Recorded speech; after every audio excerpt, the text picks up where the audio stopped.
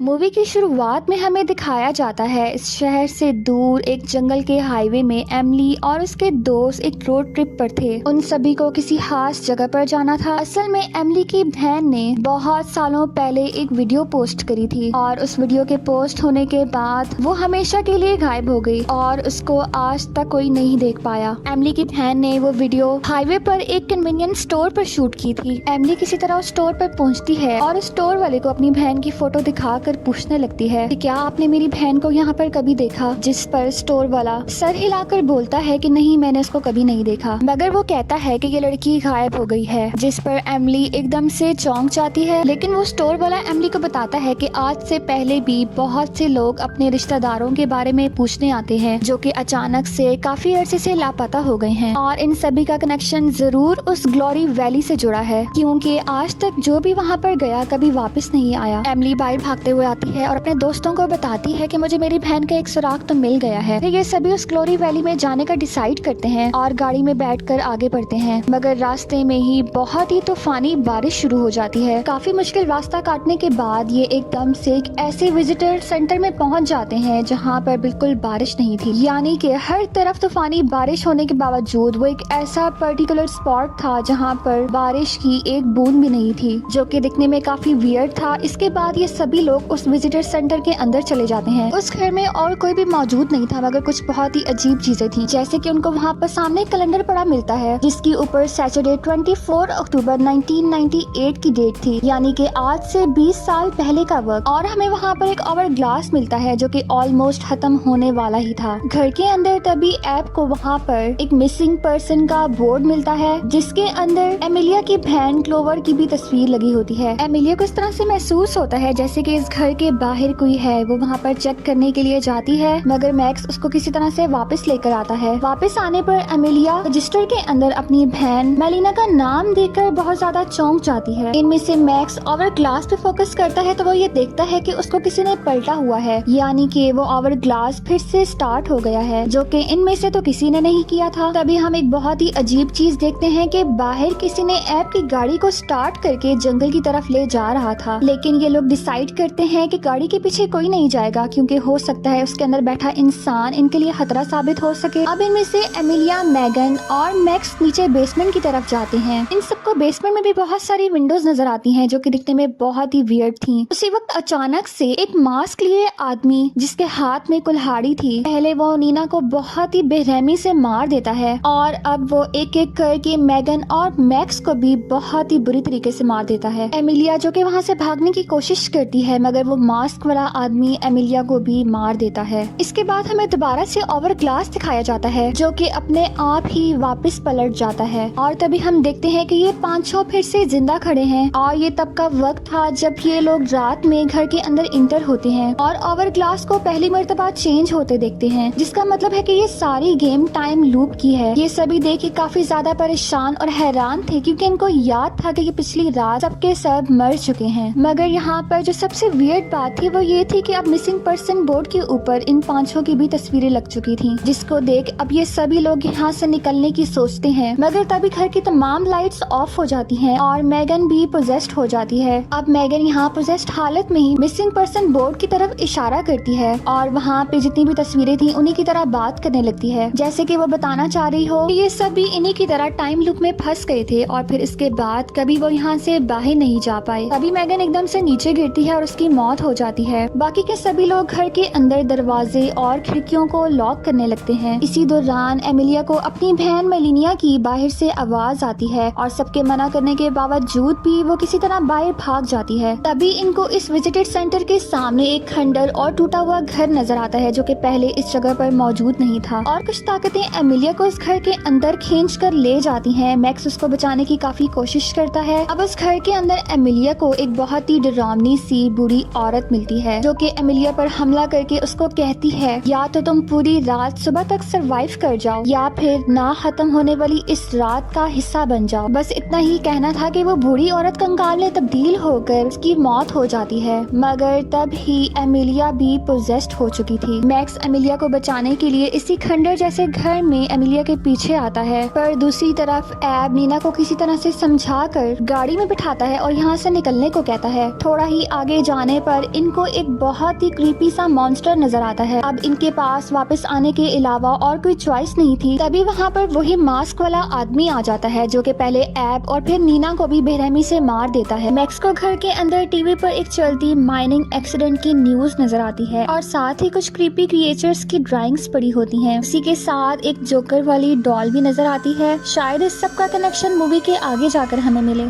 अचानक से वहाँ पर एमिलिया जो कि पोजेस्ड हुई हुई थी वो एक मास्क पहनकर मैक्स पर ही हमला कर देती है, जिससे मैक्स भी खत्म हो गया था। अब एमिलिया खुद भी एक गाड़ी के नीचे आकर कुचल के खत्म हो जाती है, जिससे ये पूरे का पूरा ग्रुप एक बार फिर से खत्म हो गया था। अब एक बार फिर से हमें वो ही आवर ग्लास टर्न होता दिखाई देता है और ये सभी लोग फिर से जिंदा हो जाते हैं। सेम उसी तरह से रात शुरू होती है और ये सभी लोग फिर से जिंदा सामने खड़े होते हैं। इस बार ये सब लोग खुद को एक बाथरूम में लॉक कर लेते हैं क्योंकि इनको लगा कि यही शायद इनके लिए सेफ जगह है। बारी बारी करके सब उस नल से पानी पीने लगते हैं, मगर मैगन ये देख थोड़ा चौंक जाती है क्योंकि जब वो पहले इस बाथरूम को इस्तेमाल करने आई थी तो इस नल में पानी नहीं था। साथ ही मैगन नोटिस करती है कि हर बार मरने के बाद इनके जिस्म के अंदर कुछ तब्दीलियां आ रही हैं। अब अचानक से एब को कफिंग स्टार्ट हो जाती है, फिर वो एक ब्लास्ट की तरफ फट जाता है। इसी तरह से उस ब्लास्ट की तरफ फटने लगते हैं। शायद जो पानी इन्होंने पिया था उसकी वजह से इनकी बॉडी में कोई रिएक्शन हो गया हो, जिसके चलते एक के बाद एक सबकी बॉडीज में जैसे कि ब्लास्ट हो गया हो। इस बार भी आखिर में सिर्फ एमिलिया ही बचती है। एमिलिया के सामने अचानक से हिल आ जाता है जो कि उस कन्वीनियंस स्टोर का मालिक था। हिल एमिलिया को समझाता है कि अगर वो रात खत्म होने से पहले खुद को बचा ले तो वो इस सब से आजाद हो सकती है और ऐसा करने के लिए उसको कोशिश करनी होगी। हाथ पर हाथ रखकर बैठने से कुछ नहीं होगा। अब एमिलिया भी खत्म हो जाती है। उसके बाद ओवर ग्लास फिर से टर्न होता है। हमेशा की तरह फिर से रात स्टार्ट होती है और ये सभी वहाँ पर जिंदा खड़े होते हैं। इस बार ये इस घर में कुछ क्लू ढूंढना चाहते हैं ताकि ये लोग जान सकें कि आखिर ये सब कुछ कैसे शुरू हुआ और यहाँ से हमें कैसे छुटकारा मिलेगा। अब यहाँ पर एक को एक न्यूज पेपर मिलता है जिसमें आज से 20 साल पहले माइनिंग डिजास्टर की न्यूज थी और इस डिजास्टर में 1100 लोगों की जान चली गई थी और जो बच गए थे वो भी इस हादसे से बहुत बुरी तरीके से मुतासिर हुए थे और उनको इस ट्रॉमा से बाहर निकालने के लिए डॉक्टर हिल ने उनकी मदद की थी। क्योंकि यहाँ पर एमिलिया को हिल्स की कुछ आईडीज मिलती हैं जिससे हमें ये पता चलता है कि वो एक डॉक्टर था। इस माइनिंग में उन लोगों ने इतनी डीप खुदाई कर दी थी जिसकी वजह से ये बहुत बड़ा डिजास्टर हो गया था और यही वजह थी कि आसपास अब कोई आबादी नहीं थी। इस VHS टेप के अंदर इनके कई सारे सवालों के जवाब थे। के अंदर हिल बता रहा होता है कि वो बचे हुए सर्वाइवर्स को थेरेपी देने के बजाय उन पर एक्सपेरिमेंट करना स्टार्ट करता है। अब हिल उन सर्वाइवल में से एक जिंदा बचे इंसान पर एक एक्सपेरिमेंट करता है। वो उस इंसान को एक सीक्रेट कमरे में बंद कर देता है और बार बार उसके साथ डर का गेम खेलता है। वो इंसान इस डर में इतना जिया कि धीरे धीरे उसकी दिमागी हालत खराब हो चुकी थी और 13 दिन के बाद उसकी बॉडी एक मॉन्स्टर में तब्दील हो चुकी थी। इसी तरह उन सभी सर्वाइवर्स ने भी 13 दिन तक अपनी मौत के खौफ को जिया था। इसी डर ने उनको मॉन्स्टर में तब्दील कर दिया था। यही सब अब इन पांचों के साथ भी हो रहा था। 13 दिन तक अपनी मौत को बार बार देखने के बाद ये पांचों भी मॉन्स्टर में तब्दील हो जाएंगे और यही सब इनके साथ भी हो रहा था, जिसका मतलब था कि अगर ये 13 दिन खत्म होने से पहले यहाँ से बाहर ना निकल पाए तो ये हमेशा के लिए मॉन्स्टर में तब्दील हो जाएंगे। एमिलिया यहाँ पर हिल से बात करना चाह रही होती है मगर हिल उसके सामने एक डील रखता है। अगर एमिलिया को हिल से मिलना है तो उसको अकेले जंगल में आना पड़ेगा और अगर एमिलिया खुद को सेक्रीफाइस कर देती है तो वो बाकी चारों को छोड़ देगा। एमिलिया अपने आप को सेक्रीफाइस करने पर भी तैयार हो जाती है। एब भी यहाँ पर एमिलिया को ऐसा करने पे उकसाता है क्योंकि वो उनका इतना खास दोस्त नहीं था, मगर बाकी तीनों इसको ऐसा करने से मना करते हैं। अब एमिलिया जंगल में चली जाती है जहाँ पर वो ट्रैप में फंस जाती है। अभी वहीं से उसको कोई जंगल की तरफ खींच लेता है। एब यहाँ पर टाइम लूप फिर से स्टार्ट करना चाह रहा होता है जिस पर बाकी सब उससे नाराज होते हैं कि वो सिर्फ अपने ही बारे में सोच रहा है। एब लूप को स्टार्ट करने ही वाला होता है कि नीना उस पर हमला कर देती है। मैक्स और मैगन जंगल में एमिलिया को ढूंढने के लिए जाते हैं। मैक्स किसी तरह एमिलिया को जंगल में ढूंढ लेता है मगर मैगन भी उसी ट्रैप में फंस कर खत्म हो जाती है। घर के अंदर वो मास्क वाला आदमी एब और नीना को भी खत्म कर देता है। अब इनको खुद को और अपने दोस्तों को बचाने के लिए नया लूप स्टार्ट करना होता है जिस पर एमिलिया मैक्स से कहती है कि तुम मुझे खत्म कर दो। मैक्स को ना चाहते हुए भी एमिलिया की जान ले लेनी पड़ती है। एमिलिया को खत्म करने के बाद मैक्स खुद भी उस मॉन्स्टर के सामने आ जाता है ताकि वो इसको भी खत्म कर दे। इसी तरह इस दफा भी इन पांचों की मौत हो जाती है। एक बार फिर से टाइम लूप स्टार्ट होता है मगर मजे की बात ये थी कि ये अब इनका 13 यानी कि फाइनल टाइम लूप था। अगर ये सब इस बार भी खुद को बचा ना सके तो ये हमेशा के लिए मॉन्स्टर में तब्दील हो जाएंगे, जो कि इनके फहमो गुमान में भी नहीं था और ना ही इन्होंने काउंट किया था। और ये इनको पास पड़े विजिटिंग रजिस्टर से पता चलता है क्योंकि नीना ने यहाँ पर 13 मरतबा सिग्नेचर किए थे और इनको ऐप के फोन में काफी सारी रिकॉर्डिंग्स मिलती हैं। ये आज से पहले 12 मरतबा जिस तरह से खत्म हुए वो तमाम रिकॉर्डिंग्स ऐप के फोन में थी। अब ये सभी लोग नोटिस करते हैं कि इनके साथ इस बार मैगन नहीं, जिस पर ऐप कहता है कि हो सकता है मैगन ने लूप खत्म होने से पहले ही खुद को बचा लिया हो। तभी ये मैगन की लास्ट रिकॉर्डिंग चेक करते हैं। इनको फोन में रिकॉर्डिंग मिलती है जहाँ पर मैगन वाकई बच चुकी थी और उसने ये वीडियो बनाई थी। मैगन असल में हिल के पीछे उस बेसमेंट वाले दरवाजे से होते हुए उस हार में चली गई थी। तभी ये सब लोग डिसाइड करते हैं कि इनको मैगन को ढूंढना ही होगा और उस साइको हिल को खत्म करना है। फिर ये चारों दरवाजे से होते हुए टनल में जाने लगते हैं, मगर उस टनल के अंदर बहुत सारे मॉन्स्टर थे। अचानक से एक मॉन्स्टर एमिलिया के ऊपर झपट जाता है। उसको देख ये सभी लोग बहुत ज्यादा डर जाते हैं, चीखने चिल्लाने लगते हैं। ये शोर शराबा सुनकर और मजीद मॉन्स्टर उनकी तरफ बढ़ने लगते हैं। फिर ये काफी मुश्किल से खुद को छुड़वा कर एक दूसरी टनल में घुस जाते हैं और वहाँ एक दरवाजा होता है, उसको बंद कर देते हैं। जिस जगह ये लोग खुद को बचाने के लिए छुपते हैं वहीं पर एक मास्क वाला आदमी कांच की खिड़की को तोड़कर इन पर हमला कर देता है। एमिलिया क्योंकि दरवाजे के पास खड़ी होती है इसलिए तीनों उस पर चलाते हैं कि तुम यहाँ से भागो, हम इसको किसी तरह से संभालते हैं। इस तरह एमिलिया उन बाकी सबसे अलग हो जाती है। एमिलिया को यहाँ पर अपनी बहन दिखती है, मगर एमिलिया अपनी बहन को देखकर काफी इमोशनल हो जाती है। उसको याद करवाने की कोशिश करती है, मगर क्योंकि अब उसकी बहन नहीं बल्कि एक मॉन्स्टर था इसलिए ना चाहते हुए भी एमिलिया को अपनी बहन को मारना पड़ता है और वो अपनी बहन को धक्का देकर एक नुकीले पत्थर पर गिरा कर उसकी जान ले लेती है। दूसरी तरफ नीना, एब और मैक्स भी उस मास्क वाले आदमी से खुद को बचा रहे होते हैं। तभी उनको एक पास पड़ी कुल्हाड़ी मिलती है और वो टीम वर्क के साथ उसी मास्क वाले आदमी के सर को फोड़ देते हैं। यहाँ अब एमिलिया भी मैगन को ढूंढ लेती जो कि एक एक्सपेरिमेंट रूम में कैद होती है और उसके सामने एक मॉन्स्टर खड़ा होता है जो कि जंजीरों से बांधा हुआ होता है। एमिलिया वहाँ से रास्ता तलाश करते हुए एक ऑफिस में पहुँचती है। उस ऑफिस में एमिलिया के नाम की ही फाइल पड़ी होती है। कुछ सीसीटीवी कैमरास लगे होते हैं। इतनी देर में हिल भी ऊपर से आ जाता है। हिल आते ही एमिलिया का नाम पुकारता है जिससे साफ साबित होता है कि ये पूरे गेम का टारगेट एमिलिया ही थी।